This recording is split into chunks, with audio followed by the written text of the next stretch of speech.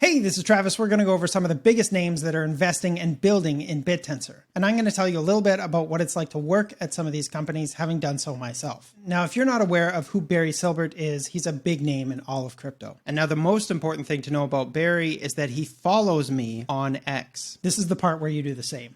Barry is an American investor who got into Bitcoin really early. He purchased it at $10. He funded various startups like Coinbase and Ripple through the firm that he founded called the Digital Currency Group, or DCG. Barry's net worth is approximately $3 billion.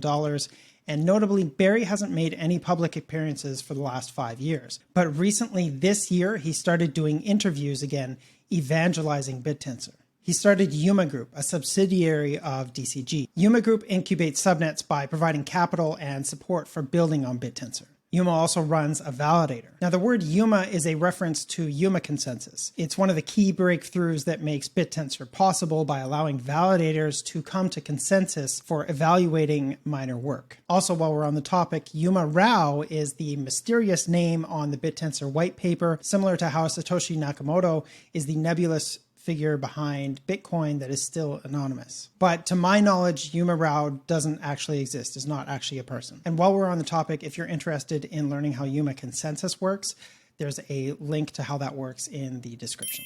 Now moving on to Marcus Grachin, aka Mog Machine. He built TAO stats after being frustrated that he couldn't find the information he wanted on Bittensor. And now today, as we all know, TAO stats has the most comprehensive chain data available. Also, Marcus built Corcel, the first ever successful user-facing product on Bittensor. Now, when I first tried Corcel in early 2024, it was reliably serving subnet data from Bittensor miners, but it also had an AI-generated image studio. And at the time, it was way better than anything else I could find. In particular, I really liked the inpainting feature that allowed you to draw over top of an image and then give a prompt to the LLM to fill in just that part of the image. So if you wanted to erase a necklace or something like that, you could select the necklace and tell the LLM to erase it. Now, this sort of technology is pretty common nowadays, but at the time it was pretty new. So the coolest thing that Marcus has done, I think, is prove that you can build high quality products on Bittensor. He took the theories and made them reality. Now, in addition to running taostats.io and the TAO stats validator and Corcel, Marcus is also investing in subnets to help developers get off the ground. He's truly pushing the boundaries of what is possible on Bittensor.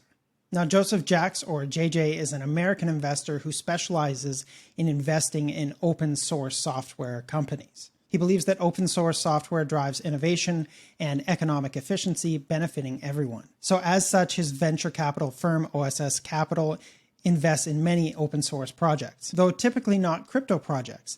This changed when JJ was introduced to Bittensor a couple years ago. Now he's active in supporting subnet development and started Latent Holdings and TAO.app. And we all know that TAO.app is the most comprehensive data source for Bittensor's economy. Now, all three of these giants have huge conviction in Bittensor and are actively pushing it forward. But there are hundreds of builders that I didn't go over here, all of which deserve recognition. Subnet owners, miners, and validators have each been incrementally improving the network. Now, as a miner myself, I hope that my channel has helped improve the network in some small degree by helping spread awareness and attracting other talent to the network. Now, I said that I was going to tell you a little bit about what it's like to work at some of these companies. I worked a little bit with JJ at Latent Holdings and a little bit with Mog at TAO stats. And I can tell you that the quality of the talent working there is immense. The word that I like to use to explain how smart these people are is a standard deviation. By that, I mean, if you look at the IQ bell curve, averaging around 100 IQ, you might say that maybe I'm in the upper half of that IQ bell curve.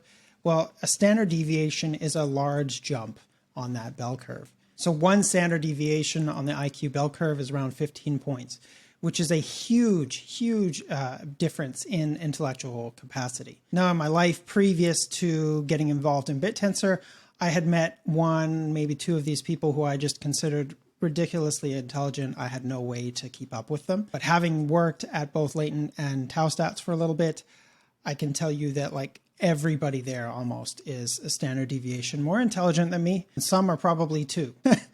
So I have nothing but respect and admiration for these teams, and the competition between them is really bringing out the best for the Bittensor ecosystem. Working with a couple of those companies has only increased my conviction in Bittensor.